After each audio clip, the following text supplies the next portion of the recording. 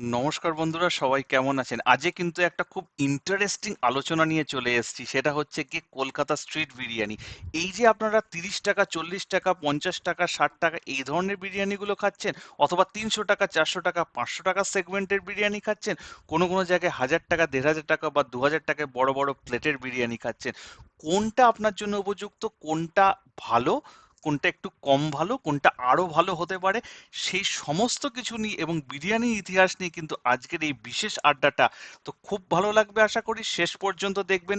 এবং চ্যানেলটা যদি ভালো লাগে অবশ্যই সাবস্ক্রাইব করে রাখবেন, যাতে যে কোনো নতুন ভিডিও পাঠালে সঙ্গে সঙ্গে নোটিফিকেশন আপনার কাছে চলে যায়। তো চলুন শুরু করা যাক আজকের আলু মাখা কলকাতা বিরিয়ানি।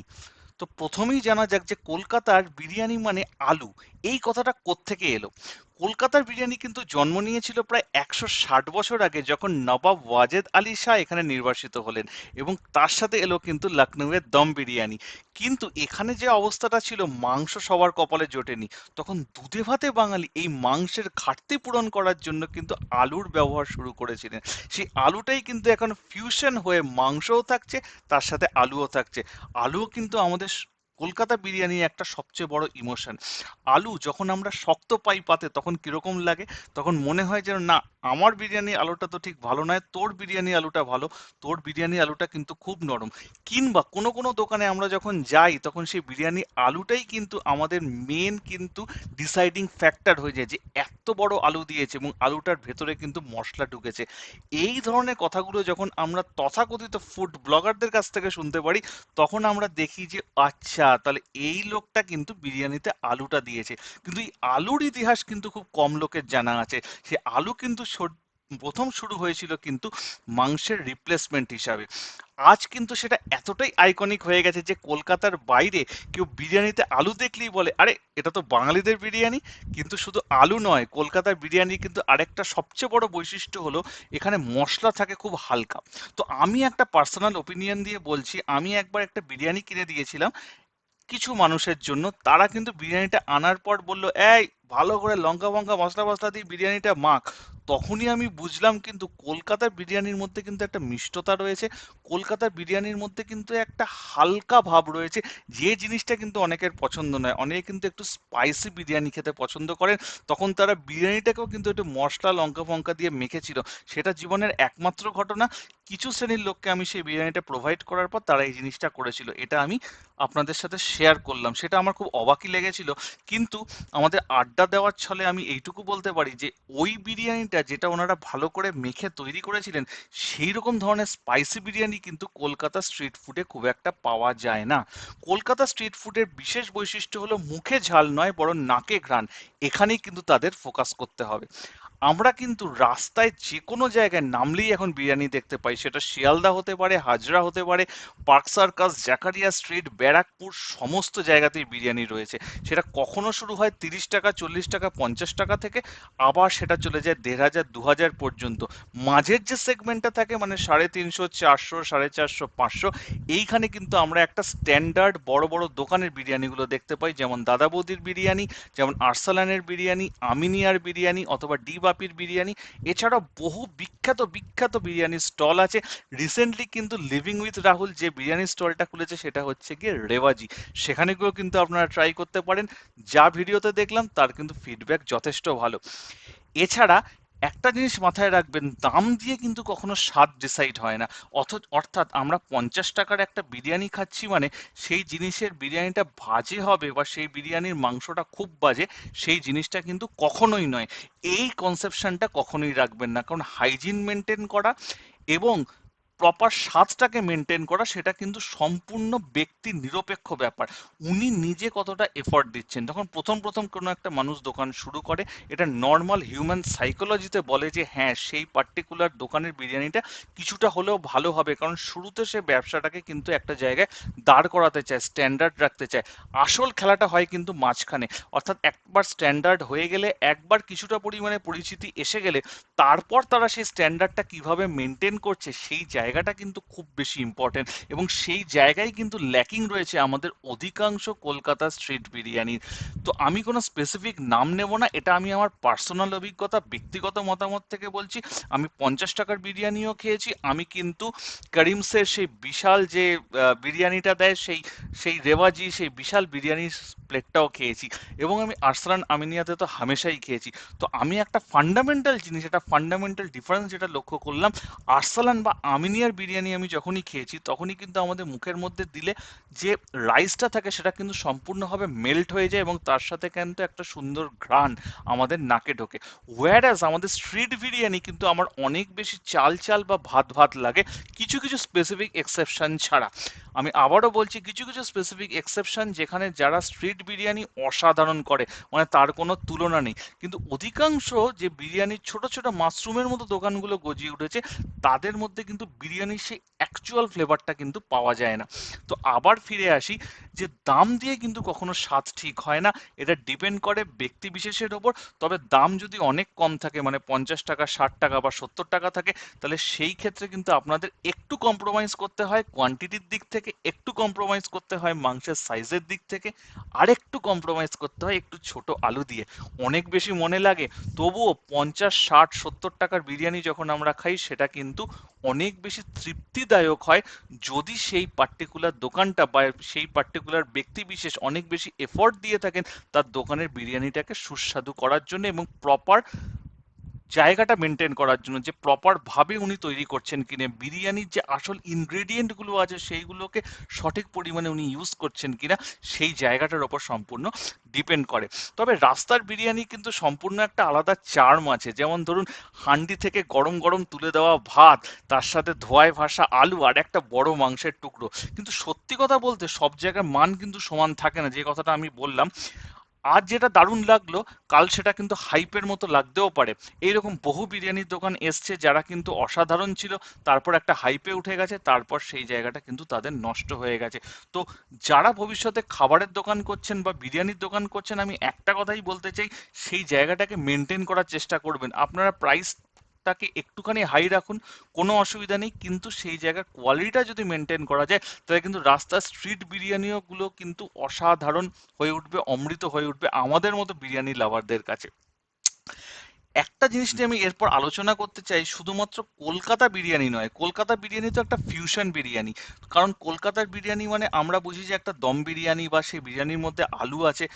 রিসেন্টলি কিন্তু বিভিন্ন রকম ধরনের বিরিয়ানি বেরিয়ে গেছে, যেমন ধরুন চিকেন 65 বিরিয়ানি, রাইট, রেশমি মালাই বিরিয়ানি, এটা ওটা সেটা সব সমস্ত কিছুকে একটা ফিউশন করে তার বিরিয়ানি যে আসল যে বৈশিষ্ট্য আছে সেই জায়গাটা থেকে কিন্তু সরে আসছে।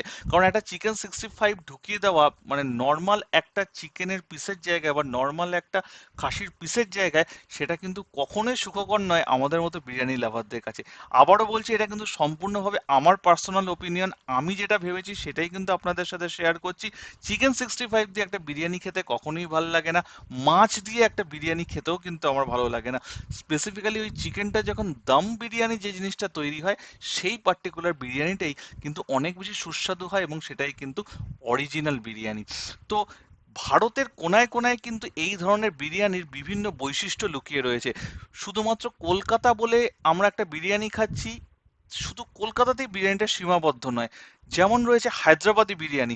হায়দ্রাবাদি বিরিয়ানির বৈশিষ্ট্য হচ্ছে, সেটা হচ্ছে গিয়ে ঝাল, তেল মশলা আর একটুখানি খানি রসালো, বা একটুখানি আপনার কি বলবো, মানে ড্রাই হয় না খুব বেশি, একটুখানি ওয়েটি, মানে ওয়েট ভাব থাকে সেই বিরিয়ানিটার মধ্যে। মানে আমরা বলতে পারি যে একটু তেল বেশি হয়, বা একটু কোনো কিছু বেশি, মানে ধরুন যেটা দিয়ে ওরা রান্না করে সেই জিনিসটা পরিমাণটা বেশি হয়, তো ঝাল, তেল মশলা, রসালো এরকম ধরনের হয়ে থাকে।